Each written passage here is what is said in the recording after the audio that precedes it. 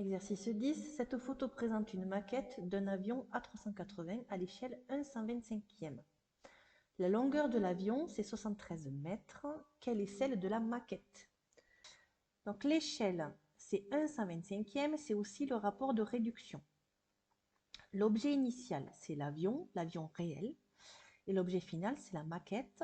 Toutes les longueurs de l'avion initial sont multipliées par 1/125e pour trouver les longueurs de l'objet final, autrement dit de la maquette. On vous donne la longueur de l'avion qui est de 73 mètres. Il faut trouver la longueur de la maquette. Alors, la maquette, c'est une réduction de l'avion de rapport K, 1/125e. Et 1 divisé par 125, c'est égal à 0,008.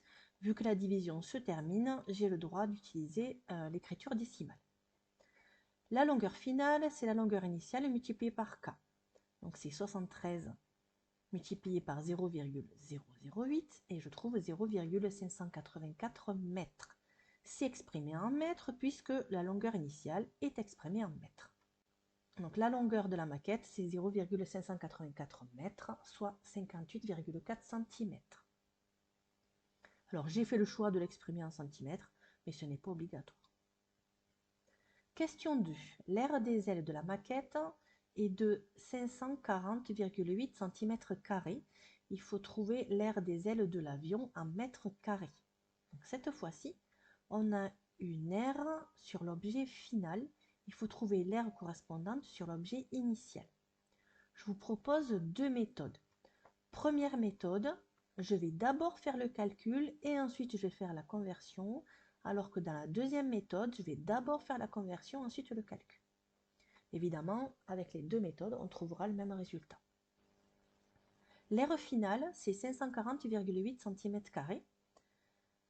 Donc je vais utiliser ma formule. On sait que lorsque les longueurs sont multipliées par k, les aires sont multipliées par k au carré. C'est ce que j'utilise ici. Donc l'aire finale, c'est l'aire initiale multipliée par k au carré. On a l'aire finale qui est 540,8 cm².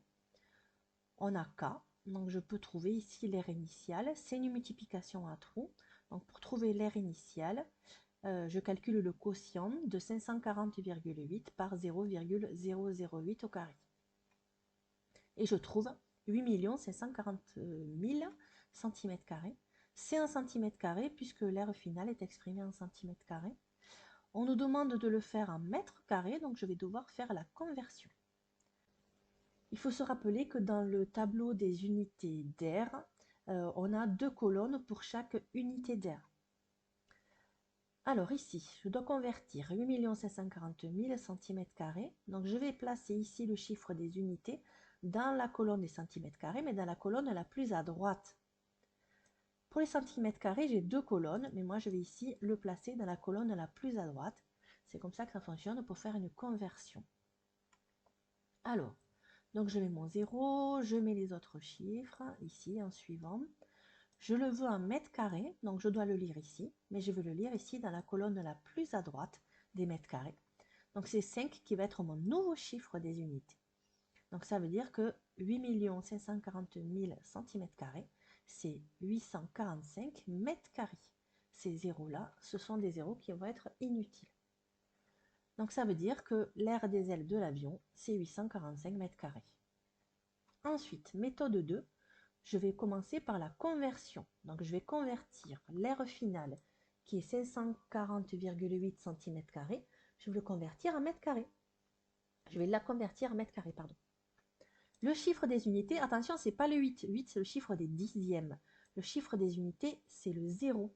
Il est juste avant la virgule. Ce 0, je vais le mettre dans la colonne la plus à droite des centimètres carrés, ici. Je place les autres chiffres en suivant. Je le veux en mètres carrés. Donc pour le lire en mètres carrés, je vais rajouter 2 zéros. Et vu que je le veux en mètres carrés, je vais le lire ici dans la colonne la plus à droite des mètres carrés. Donc ici, c'est ce 0 qui va être mon chiffre des unités. Donc ça veut dire que ma conversion, c'est 0,05408 mètres carrés. J'utilise que l'aire finale, c'est l'aire initiale multipliée par k au carré. Je remplace. Et là, pour trouver l'air initial, je calcule le quotient de 0,05408 par 0,008 au carré. Je trouve 845 mètres carrés. L'aire des ailes de l'avion, c'est 845 mètres carrés, ce qu'on avait trouvé aussi avec la méthode 1. Question 3. Le réservoir de l'avion contient 320 000 litres. Quelle est la capacité en centimètres cubes de celui de la maquette? Alors ici, on a la contenance de l'avion et on cherche le volume en centimètres cubes de celui de la maquette. Donc on a le volume du réservoir initial. Il faut trouver le volume du réservoir final.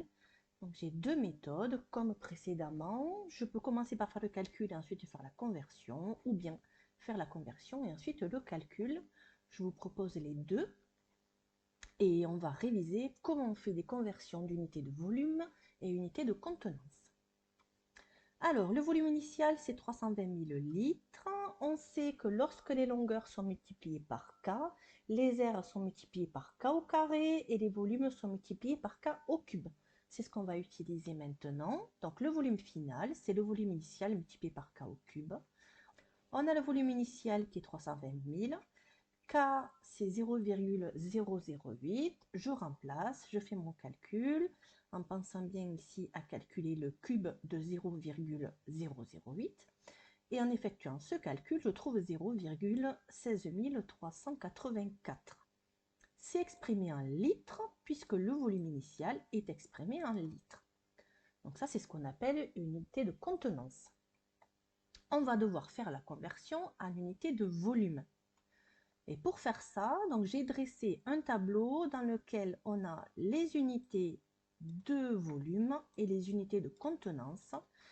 Et pour faire la correspondance entre les deux, il suffit de se rappeler que 1 litre, c'est pareil que 1 décimètre cube.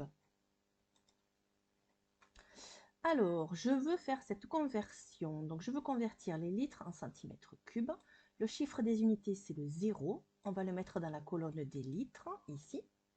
Je place les autres chiffres en suivant. Je veux le lire en centimètres cubes. C'est ici. Et on sait qu'on doit le lire dans la colonne la plus à droite. Donc ça veut dire que c'est ce 3 qui va être mon nouveau chiffre des unités. Donc ça veut dire que notre conversion, c'est 163,84 cm3. J'écris la phrase réponse. La capacité du réservoir de la maquette, c'est 163,84 cm3.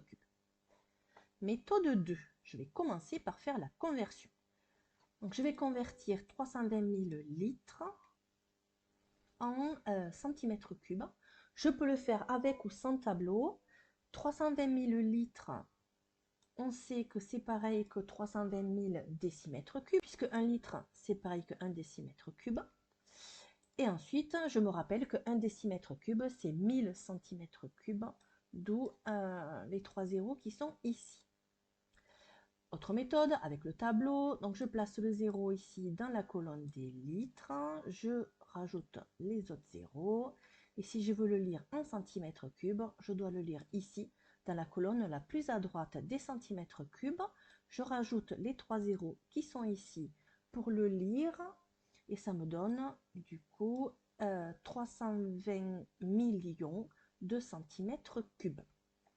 Une fois que j'ai fait ça, j'utilise que le volume final, c'est le volume initial multiplié par K au cube. Je remplace et je trouve 163,84 cm3. La capacité du réservoir de la maquette, c'est 163,84 cm3. On retrouve évidemment le même résultat qu'avec la méthode 1.